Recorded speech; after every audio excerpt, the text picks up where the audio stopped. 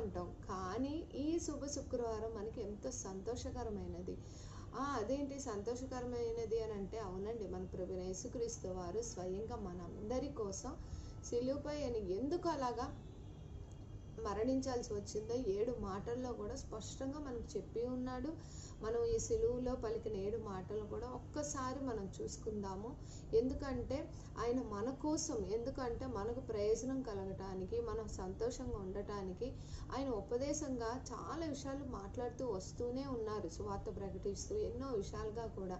కానీ ఆయన ద్వారా పొందుకున్న స్వస్థతలే కానీ, ఆయన ద్వారా జరిగిన అక్కడ అద్భుత కార్యాలు, క్రియలు చూసిన వారందరూ కూడా చక్కగా పామ్స్ డే అప్పుడేమో చక్కగా హోసన్నా హోసన్నా అనుకుంటూ ఎంతో ఉత్సాహంగా ఆయన ఆహ్వానిస్తారు. మరలా అదే నోటితో యేసుని సిలువేయండి సిలువేయండి అని అంటారు. అంటే అక్కడ ఏం చూస్తున్నాం? ఆయన ద్వారా స్వస్థతలు పొందుకొని అద్భుత కార్యాలు చూసిన వారందరిలో కూడా చాలా మట్టికి ఆయన సిలువ వేయమంటం జరిగింది. ఎందుకు జరిగింది అంటే, అక్కడ ఎందుకు అలా జరిగిందో కూడా మనం చూసుకుందాం. హల్లెలూయా.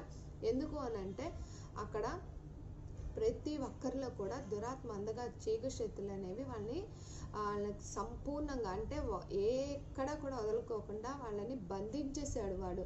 అందుకే యేసుప్రభు గారిని సిలువేయండి సిలువేయండి సిలువేయండి అని అన్నారు. ఎందుకని అంటే, మనకి ఎవరన్నా హెల్ప్ చేస్తే వాళ్ళకి మంచి చేయాలని అనుకుంటాం కదా, చెడు చేయాలని అనుకోం. కానీ అక్కడ ఎందుకు అలా జరిగిందంటే, తండ్రి ఆజ్ఞ మేరకుండా ప్రభువైన యేసుక్రీస్తు వారు ఎక్కడా కూడా తప్పు చేయకోకుండా ఆయన రక్తం పరిశుద్ధంగా అప్పటికి కూడా ఉంది. హల్లెలూయా.